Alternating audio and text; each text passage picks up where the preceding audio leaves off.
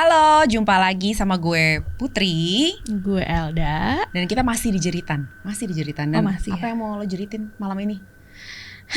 Jadi kita balik lagi ke konspirasi soal pembunuhan yang sampai saat ini itu tidak ditemukan siapa pelakunya. Dari berapa tahun yang lalu? Ini kejadiannya itu tanggal 31 Maret tahun 1922.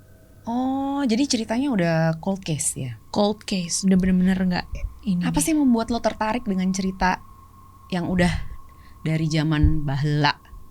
Karena tidak ketahuan siapa yang ini. Nggak, emang korbannya? Jadi gini. Korbannya gimana? Suatu saat di Jerman. Oh, di Jerman. Bavaria. Okay. Tanggal 31 Maret tahun 1922. Jadi ada sebuah keluarga, namanya keluarga Gruber. Dia ini punya pertanian tuh yang gede banget emang. Ya zaman dulu ya pasti kan. Zaman dulu. Nah terus udah gitu pada suatu hari itu tanggal 31 Maret itu ditemukan si keluarga Gruber ini semuanya itu meninggal. Bagian tubuh, bukan bagian tubuh, ditemukan jasad lah. Jasad seluruh anggota keluarga dan ditemukannya tanpa bagian atas. Semua. Bagian paling atas dari badan. Itu seluruh keluarga berapa orang, Bo? Jadi korbannya itu ada 6 orang. Oke. Bapak. Pertama ada si bapak nih, Ibu. Andreas Gruber. Oke, terus? Umurnya 63 tahun. Dia nih petani lah ya, karena dia punya ladang, dia punya pertanian. Dan dia ini menurut ceritanya orang-orang tuh dia emang orangnya itu keras sama tertutup emang orangnya. Ya orang Jerman. Iya sih. Nah terus ada si istri namanya Kazila Gruber, umurnya 72 tahun. Wow. Lebih dewasa ya? Lebih dewasa, lebih mature. Oke, baik. Yang ketiga ada Victoria. Anak pertama, umurnya 36 tahun. Nah, dia itu jandes. Ya. Dia tinggal balik lagi nih ke rumah setelah bercerai, dia meninggal. Setelah menjanda, dia kembali lagi ke rumah orang tuanya bersama 2 orang anaknya. Oke, jadi ada cucu-cucunya juga. Cucunya juga.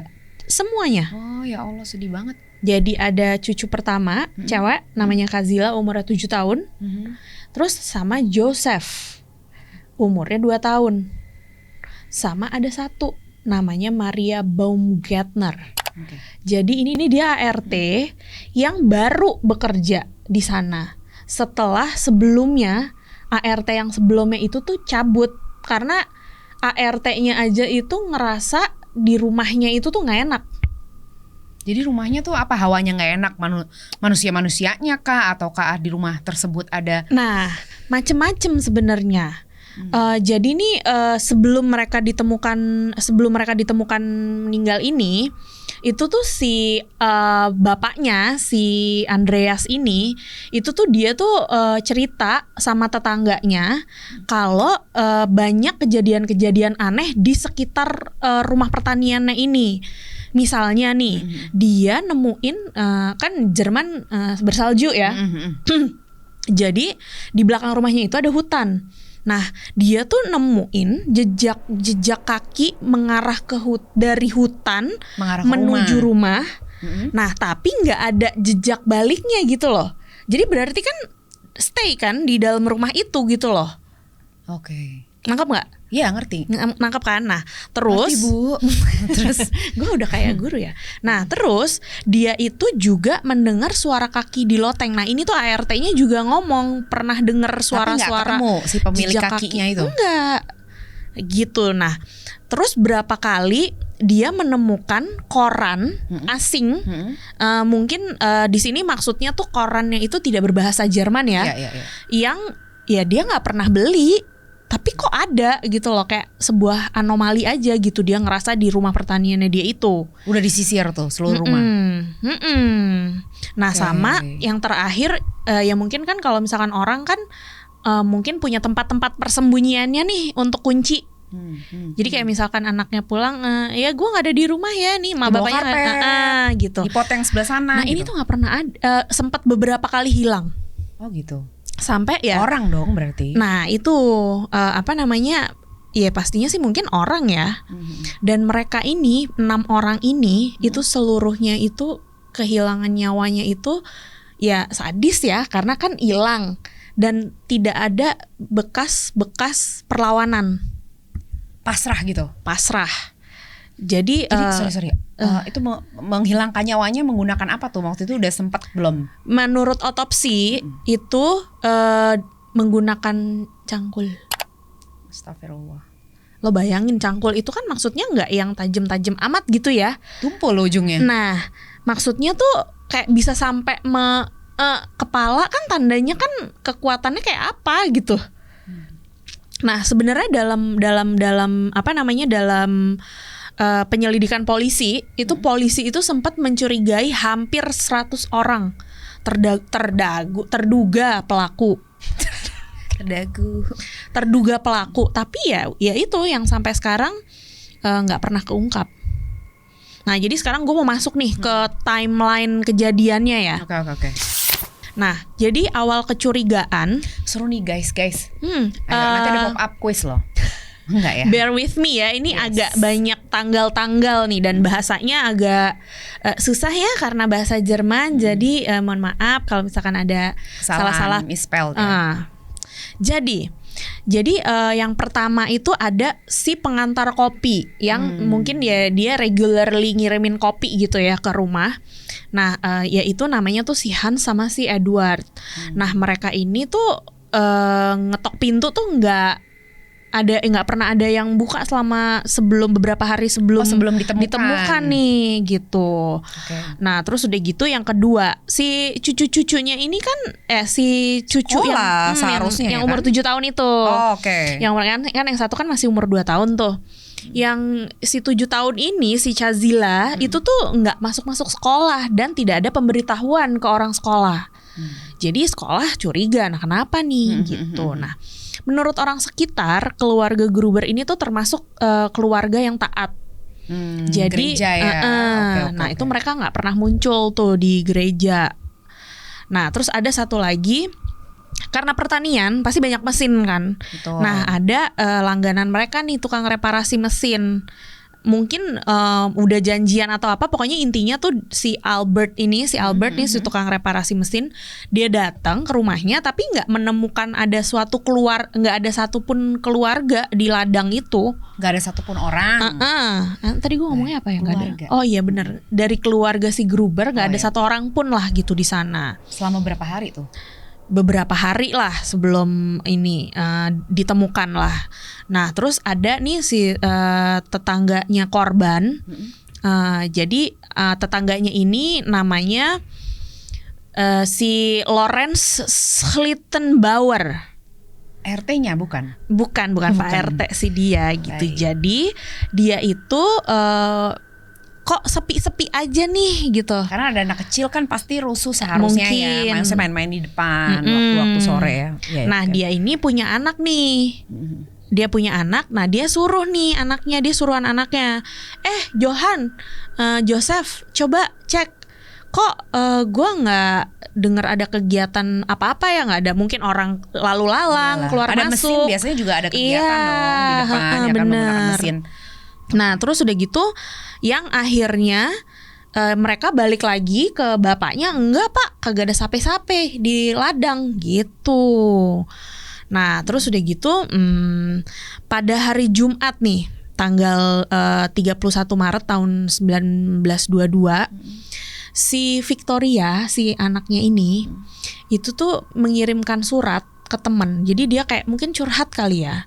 Nah, dia tuh bilang kalau misalkan si ibunya, si Chazilia Gruber ini katanya tuh sakit, mak gue sakit nih gitu ditulis. Nah, cuman para orang-orang sekitar itu tuh ngomong enggak orang si Chazilia dalam keadaan baik-baik aja kok gitu. Nah, makanya menimbulkan kecurigaan bahwa surat itu tuh dikirim untuk alasan yang nggak diketahuin, ngapain lo Bahkan ngirim? bukan dikirim oleh si anaknya mungkin. Alibi Bisa. Nah, terus, okay. malamnya, nah yang diyakini sebagai hari kejadian itu si para korban ini ya diserang di lumbung gitu. Terus akhirnya balik lagi nih ke si Pak Lawrence tadi nih hari Selasa. Jadi kejadian tanggal 31. Tanggal 4 Aprilnya karena si Lawrence tadi udah nyuruh anaknya mereka nggak kabar nemu juga. Akhirnya dia balik lagi tuh. Ya udah deh, mungkin dia mikir kayak nggak benar kali nih anak-anak gue nih meriksanya gitu. Udah deh, baliklah dia ke sana. Dia periksa. Itulah dia menemukan pintu rumah itu terkunci dari dalam. Gokil. Jadi kan ya makin kayak menimbulkan pertanyaan dong ya. Kondisi rumah terkunci dari dalam tapi tidak ada kegiatan sama sekali. Ini udah berapa hari? Berarti berapa tuh? 31, 1, 2, 3, 4 hari. 5 hari lah. Akhirnya pokoknya dia mungkin memaksa masuk ya. Itulah di situ si Pak Lawrence ini adalah orang pertama yang menemukan jenazah para korban. Betul. Setelah diperiksa ternyata udah meninggalnya lebih dari 4 hari. Betul. Nah, jadi yang pertama kali ditemukan itu adalah si Andrea, si Pak Andrea, si bapak, si istri, si Victoria, dan si Cecilia, putri yang pertama. Itu di Lumbung. Terus udah bukan gitu, di rumah utama, jadi bukan di Lumbung mereka, nih. Jadi terpisah-pisah. Yang 4 di Lumbung, kan yang 6 nih korbannya, yang 4 di Lumbung. Nah, yang 2 itu ternyata mereka ditemukannya di kamar tidur. Siapa jadi si bocah, si anak umur 2 tahun ini yang cowok, anaknya Victoria sama ART-nya. Ya mungkin ART-nya lagi nemenin, yang lainnya lagi pada kerja gitu ya di Lumbung. Ya, terus nyawanya di situ. Nah si ART lagi nemenin anaknya, maksudnya kayak sampai anak 2 tahun aja tega dihabisin juga. Berarti kan emang niatnya kan mungkin udah bener-bener ngabisin satu keluarga biar gak ada penerus dong. Semuanya bentuknya sama? Iya, bentuknya sama. Walaupun tempatnya terpisah, tapi ininya sama. Nah hari Rabunya nih tanggal 5 April itu polisi akhirnya melakukan investigasi. Ke 100 orang? Enggak, pertama ngecek TKP dong. Oke. Mereka ngecek ke TKP, terus ternyata polisi itu tidak menemukan ada satu barang berharga pun yang hilang. Gitu, jadi mungkin motifnya apa jadinya? Nih, terus akhirnya mereka menghilangkan dugaan perampokan dong. Karena tidak ada barang yang hilang, pintu terkunci dari dalam gitu kan. Jendela kebuka ketutup. Nah, jendela nggak diceritain sih di sini.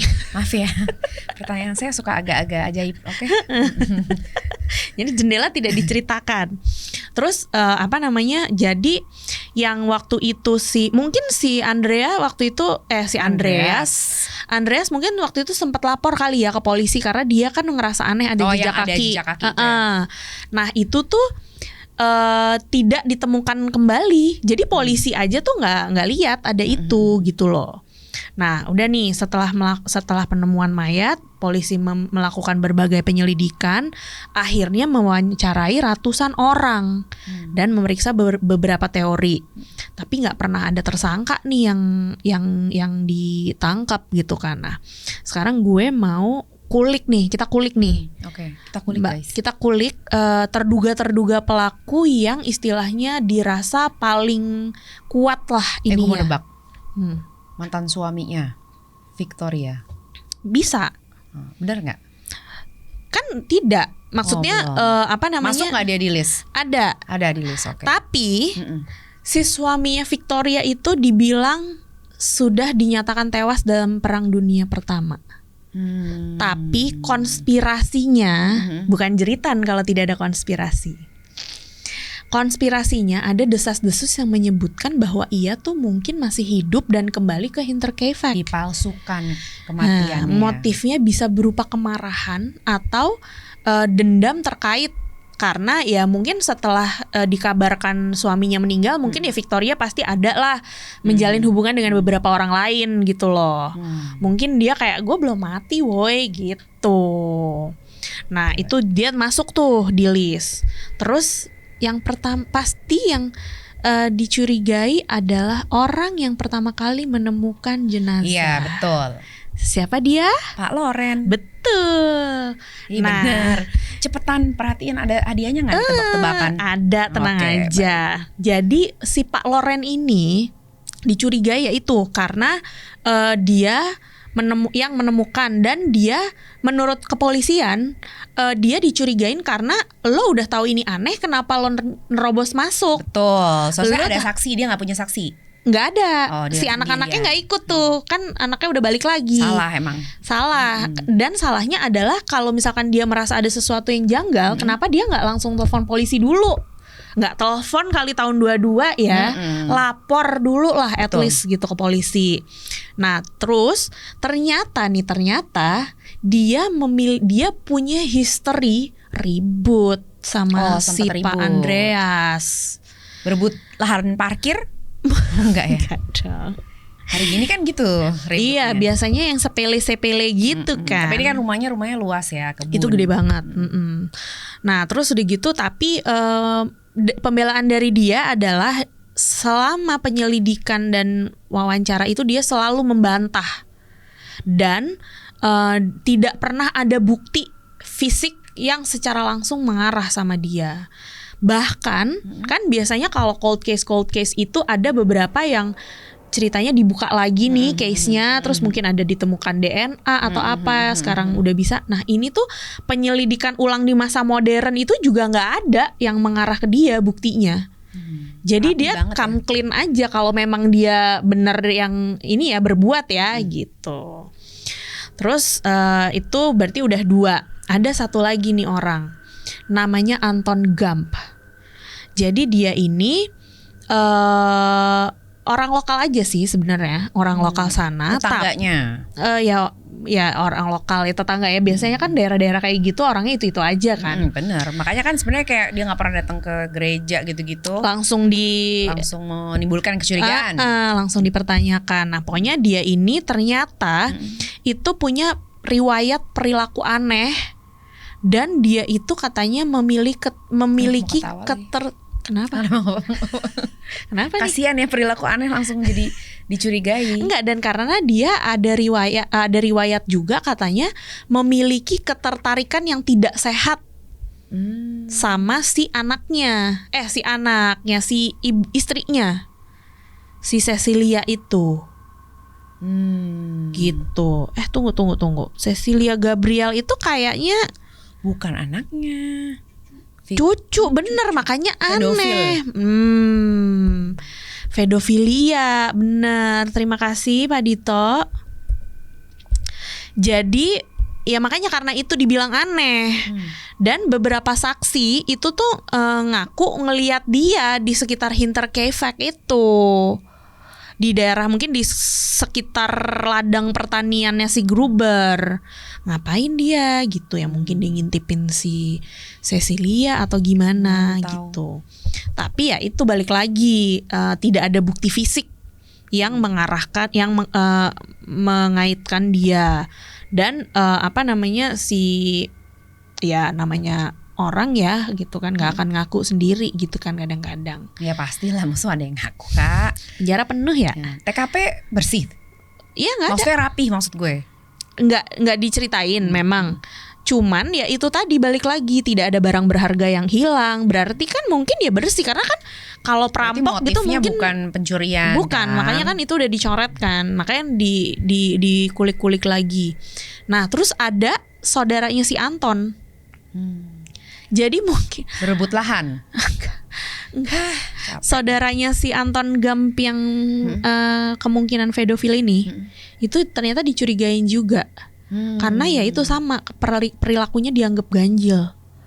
Nggak ngerti, mungkin ada childhood trauma mungkin yang menyebabkan dua bersaudara ini berperilaku ganjil. Makanya dia dijadiin tersangka juga. Nah terus ada lagi namanya Joseph Bartle. Nah jadi dia ini istilahnya tukang kayu yang suka bantu-bantu keluarga Gruber. Nah dia ini bekerja beberapa waktu sebelum kejadian. Pasti dia ada main dia sama nyonya. Dia ada, nggak sama nyonya, Sama siapa? sama si anak, Oh sama si si anak. Victoria Oh, bener kan? gitu. Tapi ya balik lagi, kenapa dia dilepaskan? Karena ya nggak ada bukti. Ya mungkin tahun segitu juga kali ya, masih Iya, iya. susah gitu. Dan biasanya kalau dalam suatu masyarakat yang dekat itu kan sebenarnya kan dekat kan.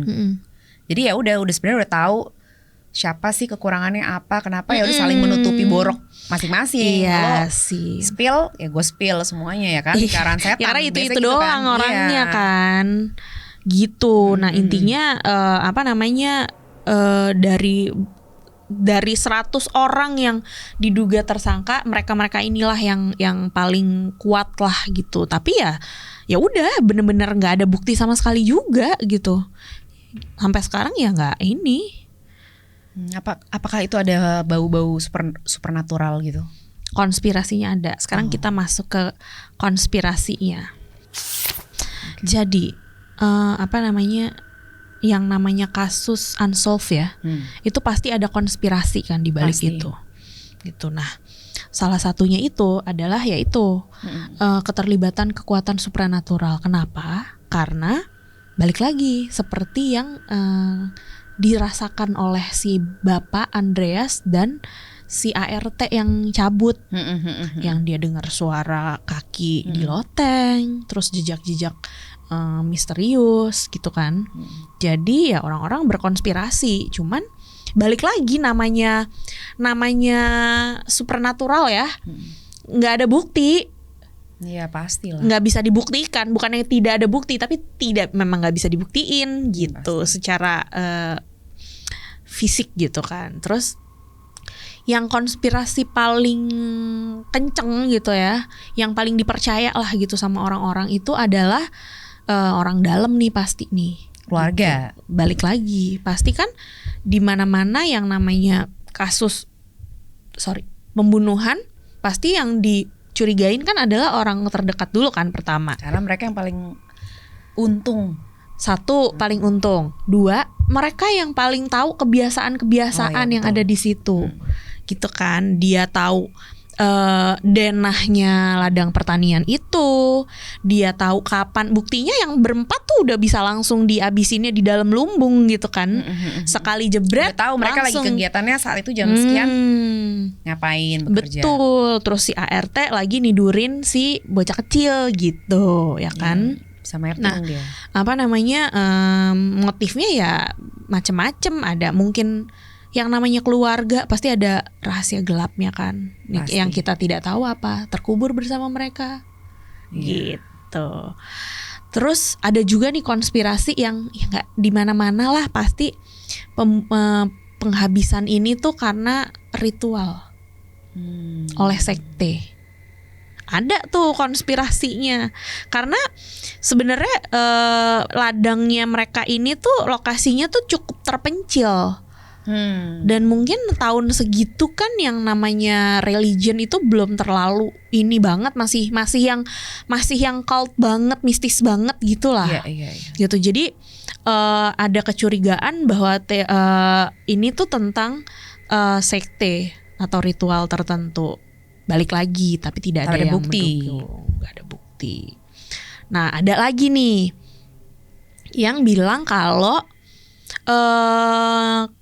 kejadian ini itu untuk menutupi kejahatan yang lain. Pengalihan isu kayak yang udah-udah. Pengalihan isu terjadi dari dulu ya.